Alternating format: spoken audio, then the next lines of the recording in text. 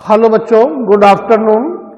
आज कक्षा 11 के छात्र छात्राओं को कार्बनिक रसायन में कार्बोक्सिलिक अम्ल के नामकरण को पढ़ाना है, या जिसको आप अंग्रेजी में कहेंगे नॉमेनक्लेचर ऑफ कार्बोक्सिलिक एसिड। जैसा कि इसी अध्याय में मैंने आपको ketone, aldehyde, alkyl halide, alcohol इत्यादि का IUPAC नामकरण पढ़ाया है। एक्चुअली किसी भी कार्बनिक यौगिक को पहचान करने के लिए क्रियात्मक समूह या फंक्शनल ग्रुप की आवश्यकता होती है। मैं आपको बताना चाहता हूं कि कार्बोक्सिलिक अम्ल का क्रियात्मक समूह C double bond O single bond OH होता है।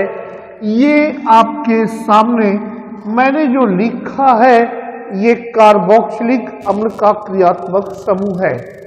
और इसी क्रम में मैं बता दूं कि कार्बोक्सिलिक अम्ल का सामान्य सूत्र CnH2n+1 इंटू COOH होता है।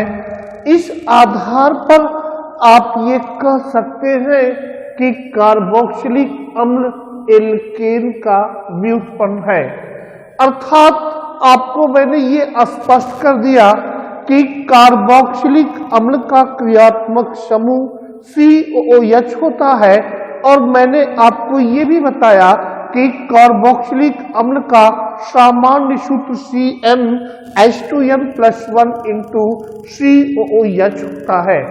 इसी क्रम में मैंने आपसे कहा कि जो कार्बोक्सिलिक अम्ल है वो एल्केन का व्युत्पन्न होता है। मैं आपको बता दूं, एकदम स्पष्ट है, एकदम क्लियर है। आप ध्यान से देखें तो आप ये कह सकते हैं कि हम कार्बोक्सिलिक अम्ल को पहचान कर सकते हैं। आपके सामने पहला एग्जाम्पल हमने लिखा है, आप ध्यान से देखें। पहला एग्जाम्पल HCOOH, दूसरा एग्जाम्पल CH3COOH, तीसरा एग्जाम्पल आपके सामने है CH3CHCl, CHBrCH2COOH, चौथा एग्जाम्पल है। और जो पांचवा एग्जाम्पल हमने आपके सामने बनाया है, ये एग्जाम्पल एक्चुअली आप ध्यान से देखें तो ये कार्बनिक यौगिक का आबंध रेखा या बॉन्ड लाइन स्ट्रक्चर है। आपको कार्बोक्सिलिक अम्ल का IUPAC नाम लिखना है। मैं आपको बता दूं, नियम वही है। पहले आप कार्बोक्सिलिक अम्ल को उसके क्रियात्मक समूह अर्थात COOH के आधार पर आप पहचान कर लीजिए। तत्पश्चात मैं आपको बता दूं कि अब क्या करेंगे, उस कार्बनिक यौगिक की संरचना में या कार्बोक्सिलिक अम्ल की संरचना में आप कार्बन परमाणु की लंबी श्रृंखला का चयन कर दें। इसके बाद अंकन आप उस तरफ से करेंगे जिधर से आपका COOH समूह नियरेस्ट होगा या नजदीक होगा। अगला नियम पूर्व नियमों की भांति आप सबसे पहले प्रतिस्थापी समूह को लिखेंगे। इसके बाद आप पूर्वलंघ धन अनुलंघ को लिखेंगे। आपको मालूम होना चाहिए कि कार्बोक्सिलिक अम्ल एल्केन का व्युत्पन्न है, अर्थात पूर्वलंघ के रूप में आप एल्केन पर आधारित नाम लिखेंगे। उसमें से स्मॉल ई को हटाकर अनुलंघ ओइक अम्ल को जोड़ देंगे। अर्थात आप ये कह सकते हैं कि कार्बोक्सिलिक अम्ल में पूर्वलंघ धन अनुलंघ के स्थान पर एल्केनोइक एसिड या एल्केनोइक अम्ल लिखा जाना चाहिए। और आपको ये भी स्पष्ट हो गया कि कार्बोक्सिलिक अम्ल वाले कार्बनिक यौगिक में हम अनुलग्न या सफिक्स के रूप में ओइक अम्ल या ओइक एसिड को जोड़ देते हैं। आ जाइए, पहला एग्जाम्पल आपके सामने HCOOH। आप देखें एक कार्बन है, एक कार्बन का एल्केन आप जानते हैं मेथेन होगा, और इसी क्रम में आपका IUPAC नाम मेथेन में स्मॉल ई को हटाकर आप ओइक अम्ल जोड़ेंगे तो आपको मिल गया मेथेनोइक अम्ल। और मैंने बताया है कि जब IUPAC नाम आप लिख लें तो लास्ट में आप पूर्ण विराम लिखेंगे। इसी क्रम में आप एग्जाम्पल नंबर 2 देखें। एग्जाम्पल नंबर 2 में भी कार्बोक्सिलिक अम्ल आपका उपस्थित है और आपका लॉन्ग चेन 2 कार्बन का बनेगा। आप नंबरिंग इधर से करोगे, आप नंबरिंग बच्चों राइट साइड से करोगे क्योंकि राइट साइड से COOH ग्रुप नियरेस्ट है, अर्थात आप ये कह लो ये आपका नाउ हियर फर्स्ट कार्बन, ये सेकंड कार्बन आपको पता होना चाहिए। 2 कार्बन का जो एल्केन होगा वो आपका एथेन होगा और उस एथेन में से स्मॉल ई को हटाकर ओइक अम्ल को आप जोड़ दें, इसका नाम आपको क्या मिल गया? एथेनोइक एसिड, या जिसको आप लिख सकते हैं नाउ हियर एथेनोइक अम्ल भी आप इसको लिख सकते हैं। अर्थात दूसरे वाले कार्बनिक यौगिक का नाम क्या हो गया? एथेनोइक अम्ल, या जिसको आप लोग ये कह लीजिए इसका नाम एथेनोइक एसिड होगा। इसी क्रम में जो आपका तीसरा एग्जाम्पल है, आप ध्यान से देखें। तीसरे एग्जाम्पल में मैंने आपको जो लिखा है उसमें कार्बोक्सिलिक अम्ल का क्रियात्मक समूह COOH उपस्थित है, अर्थात आप ये कह सकते हैं लॉन्ग चेन कितने कार्बन का बनेगा? 1 2 3 4 5 कार्बन का लॉन्ग चेन बनेगा। आप अंकन या नंबरिंग किस तरफ से करेंगे? आप अंकन या नंबरिंग आप राइट साइड से करेंगे क्योंकि राइट साइड से COOH ग्रुप नियरेस्ट है। मीन्स ये आपका फर्स्ट कार्बन, ये आपका सेकंड कार्बन, और ये आपका थर्ड कार्बन, और ये आपका फोर्थ कार्बन। आपको पता है कि COH जो है वो आपका मेन फंक्शनल ग्रुप है, और ये मैं जिसको बॉर्डर शो कर रहा हूं उंगली से, ये आपका long chain of carbon atom. मैंने आपको बताया है कि मेन फंक्शनल ग्रुप और long chain of carbon atom से एक्सेप्ट जो भी ग्रुप होगा वो आपका सब्स्टिट्यूएंट ग्रुप होगा। इसका मतलब क्लोरो ब्रोमो ये सब्स्टिट्यूएंट ग्रुप है। मैंने आपको रूल भी बताया है कि अगर सब्स्टिट्यूएंट ग्रुप 2 या 2 से अधिक है तो उनको आप अल्फाबेटिकली या अंग्रेजी वर्णमाला के अनुसार लिखेंगे।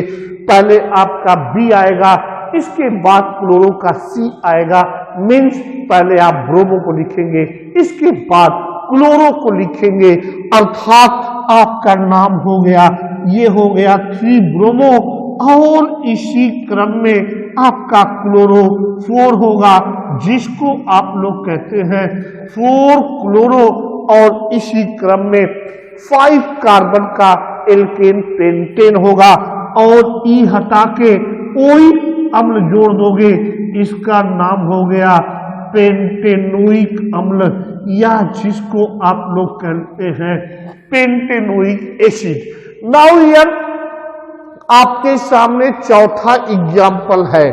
आप ध्यान से देखें, चौथे एग्जाम्पल में भी कार्बोक्सिलिक समूह उपस्थित है। अब इसके बाद आप लॉन्ग चेन बनाएंगे कार्बन एटम का। कार्बन परमाणु का लंबी श्रृंखला 2 2 4 1 5 कार्बन परमाणु का लंबी श्रृंखला हो गया। इसी रिस्पेक्ट में आप देखें तो आप ये कह सकते हैं कि नंबरिंग कहां से स्टार्ट होगा? नंबरिंग राइट साइड से हम करेंगे क्योंकि राइट साइड से जो कार्बोक्सिलिक अम्ल का फंक्शनल ग्रुप है या क्रियात्मक समूह है वो आपका नियरेस्ट है। नाउ नंबरिंग हो गया, ये आपका first carbon, second carbon, third carbon, fourth carbon, और ये आपका फिफ्थ कार्बन। इसी रिस्पेक्ट में आप देखिए आपका 2 यहाँ पे सब्स्टिट्यूएंट ग्रुप है या 2 प्रतिस्थापी समूह है, एक प्रतिस्थापी समूह क्लोरो है और दूसरा प्रतिस्थापी समूह साइक्लोप्रोपिल है। आपको अगर आप ध्यान से अंग्रेजी वर्णमाला के अनुसार चले तो पहले आपका क्लोरो लिखा जाएगा, इसके बाद साइक्लोप्रोपिल। मैं आपको थोड़ा सा स्पष्ट कर दूं, ये आपके सामने मैंने लिखा है क्लोरो, मीन्स Cl को क्लोरो ग्रुप कहते हैं, और इसके बाद ये आपका साइक्लोप्रोपिल है। आप ध्यान से देखें, ये फर्स्ट लेटर आपका सेम है, इसके बाद आपका हम सेकंड लेटर को प्रायोरिटी ऑर्डर देंगे या प्रिफरेंसिव ऑर्डर या प्राथमिकता का क्रम हम दूसरे लेटर को देंगे। ये आपका यच है और ये आपका वाई है, इसका मतलब यच आपका सेकंड प्रेफरेंसिव या प्रायोरिटी ऑर्डर होगा। इसी क्रम में आप देखें तो अब आप कहेंगे पहले क्लोरो को लिखा जाएगा और इसके बाद साइक्लोप्रोपिल को लिखा जाएगा due to priority order on the basis of English alphabets letter.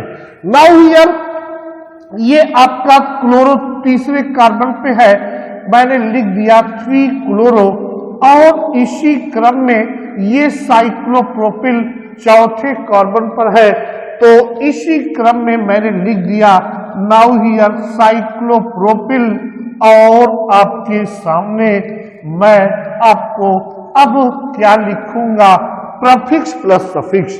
Prefix means जो आपका long chain of carbon atom है, आप देख लें 5 कार्बन है लॉन्ग चेन में, तो 5 कार्बन का प्रफिक्स यहां पर पेंटेन होगा, और लास्ट में स्मॉल ई को हटाकर ओइक एसिड या ओइक अम्ल को जोड़ देंगे, इसका नाम हो जाएगा पेंटेनोइक एसिड, या जिसको आप लोग ये कह लीजिए पेंटेनोइक अम्ल।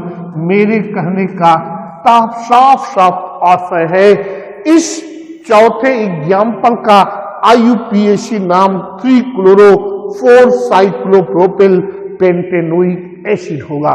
अब इसके बाद आपके सामने आप ध्यान से देखें, ये आपका 5वां एग्जाम्पल है। 5वां एग्जाम्पल जो आपका है, ये आप देखें तो ये कहेंगे कि ये आपका कार्बोक्सिलिक अम्ल का ये बॉन्ड लाइन स्ट्रक्चर, या जिसको आप कहते हैं आबंध रेखा संरचना है। अब इसके बाद मैंने आपको रूल बताया है कि किसी भी बॉन्ड लाइन स्ट्रक्चर का IUPAC नेम लिखना है तो फर्स्टली आप जो है उसका क्या करोगे, आप वैसा ही स्ट्रक्चर अर्थात वैसा ही बॉन्ड लाइन स्ट्रक्चर आप शो करोगे।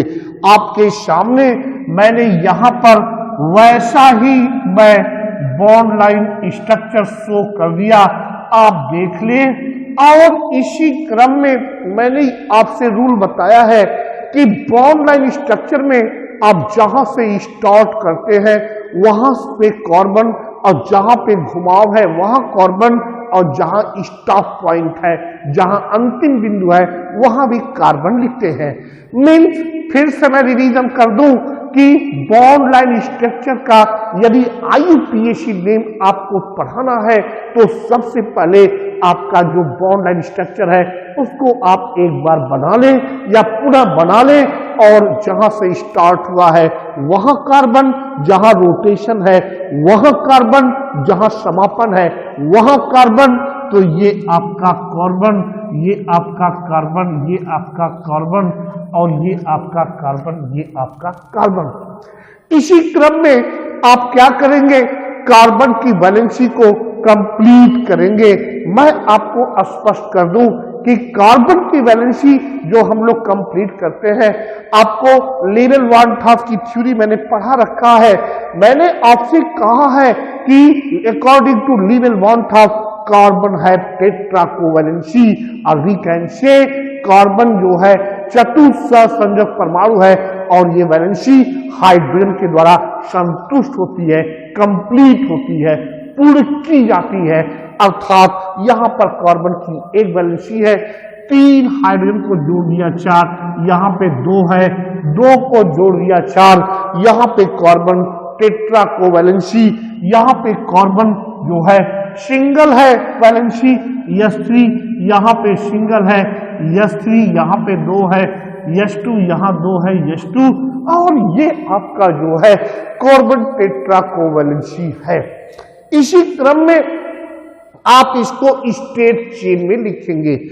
State chain means CH3 single bond CH2 single bond C single bond CH3 single bond CH3, now here single bond CH2, now here single bond CH2, now here आपके सामने COOH। आपको मैं बता दूं, कुछ लोग इसको पढ़ते हैं, इसको कुछ लोग कहते हैं COOH। ये केमिस्ट्री डबल या ट्रिपल को अलाउ नहीं करती है, क्योंकि ये किसी परमाणु के, किसी तत्व के परमाणु के ये सिंबल है, प्रतीक है, तो जितना बार आया है उतना बार उसका उच्चारण किया जाएगा, मीन्स OOH। अब आप देख लें लॉन्ग चेन एक कार्बन का 1 2 नाउ 3 नाउ 4 नाउ 5 नाउ 6। इसी रिस्पेक्ट में आप देख लें, मैं आपको बता दूं कि ये आपका COOH मेन फंक्शनल ग्रुप है, और आप ध्यान से देखें तो आप ये कह लेंगे कि सर ये आपका लॉन्ग चेन, इसका मतलब ये दोनों मेथिल यहाँ पे प्रतिस्थापित समूह होगा। ये दोनों मेथिल चौथे कार्बन पर है, तो आप फर्स्टली आप प्रथम दृष्टया लिखेंगे 4,4 डाई मेथिल। मेरे कहने का सेंस है कि 2 मेथिल चौथे कार्बन पर है, और 6 कार्बन का आपका हेक्सेन होता है पुरुलग्न, और उसमें आप ओइक अम्ल को जोड़ देंगे, हेक्सेनोइक एसिड, या जिसको आप लोग कहते हैं हेक्सेनोइक अम्ल। मैंने आपके सामने लिख दिया हेक्सेनोइक अम्ल। आप ध्यान से देखें तो ये आपका पूर्ण विराम लास्ट में लिख दिया जाता है, क्योंकि नाम क्लोज हो रहा है, नाम का लिखना समापन हो रहा है। अर्थात आप chemistry dictionary by AH Beckett की बुक देखें तो उसमें आपको लिखा हुआ मिलेगा कि किसी भी कार्बोक्सिलिक अम्ल का यदि IUPAC नाम लिखना है तो आप क्या करेंगे, आप जो है प्रतिस्थापित समूह के बाद एल्केनोइक अम्ल अर्थात प्रतिस्थापित समूह या सब्स्टिट्यूएंट ग्रुप, और इसके बाद आप जो है एल्केनोइक अम्ल पे लिखेंगे, अर्थात यहाँ पे पुरुलग्न और अनुलग्न एल्केनोइक अम्ल के बराबर होगा।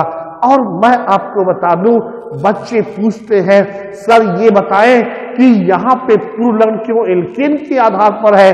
मैंने आपको पहले ही बता दिया है कि एल्केन का सामान्य सूत्र CnH2n+2 होता है, जबकि आपका कार्बोक्सिलिक अम्ल का सामान्य सूत्र या जनरल फार्मूला CnH2n+1 COOH होता है।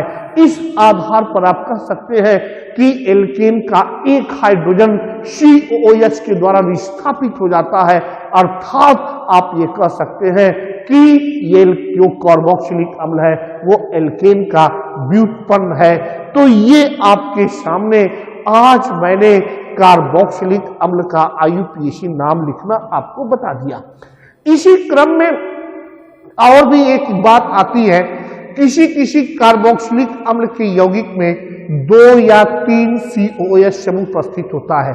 सीधी सी बात है, अगर 2 COOH समूह उपस्थित है तो आप उसको आप क्या करेंगे, अनुलग्न के रूप में डाइओइक एसिड लिख देंगे।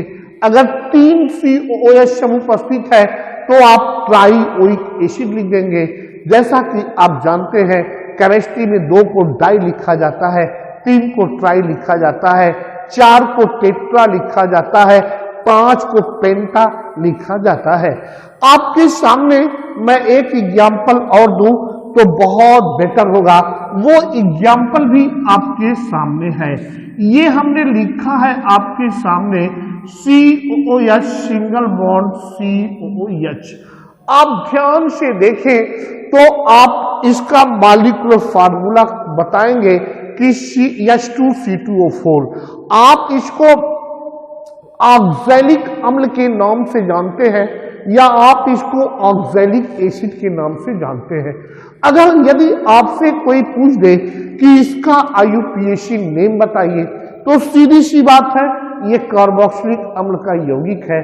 सीधी सी बात है इसमें लॉन्ग चेन 2 कार्बन का होगा, और आपको मालूम होना चाहिए कि 2 कार्बन का लॉन्ग चेन है, तो दैट विल बी श्योर आपको नंबरिंग यहां से टॉप टू बॉटम या बॉटम टू टॉप कर सकते हो। अब इसके बाद 2 कार्बन का जो एल्केन होगा वो आपका एथेन होगा, मीन्स ये आपका एथेन हो गया। इसके बाद 1,2 डाइओइक अम्ल, क्योंकि 2 क्रियात्मक समूह COH है तो डाइओइक अम्ल इसका नाम हो गया। और लास्ट में हमने पूर्ण विराम लिख दिया। आप देख ले ये इसका IUPAC नियम या IUPAC नाम लिखने का जो मेथड है मैंने एक्सप्लेन कर दिया। हाँ, एक बात आपको और बता दूं, कभी कभी आपको IUPAC नाम दे देगा और स्ट्रक्चर लिखना है तो वहां भी आपको घबराने की जरूरत नहीं है। आपको जो IUPAC नाम दिया रहेगा उसका स्ट्रक्चर बनाना है, तो आप सबसे पहले उस IUPAC नाम में आप उस शब्द को खोजिए या उस शब्द को सेलेक्ट कीजिए जो पुरुलिंग और अनुलिंग से मिलकर बना है। पुरुलिंग आपको ये बता देगा कितने कार्बन की चेन होगी, कार्बन लिख डालिए। चूंकि उसमें N आ रहा है, एल्केन का डेरिवेटिव, प्रत्येक कार्बन को सिंगल बॉन्ड, पहला कार्बन या जो कार्बन है COH कर दीजिए, फिर इसके बाद नंबरिंग इधर से चाहे उधर से कर दीजिए, और इसी क्रम में जिस कार्बन नंबर पे जो प्रतिस्थापित समूह है जोड़ दीजिए, और हाइड्रोजन को जोड़कर कार्बन की संयोजकता को 4 कर दीजिए। आपको उसका IUPAC नेम पता चल जाएगा। यदि आपको मेरे जो मैंने आपको आज एक्सप्लेन किया है कार्बोक्सिलिक अम्ल का नामकरण या पीछे भी जो पढ़ाया है, यदि कोई प्रॉब्लम होगी तो आप क्वेश्चन ग्रुप के माध्यम से करेंगे। आपके क्वेश्चन का आंसर मैं जरूर दूंगा। Thank you.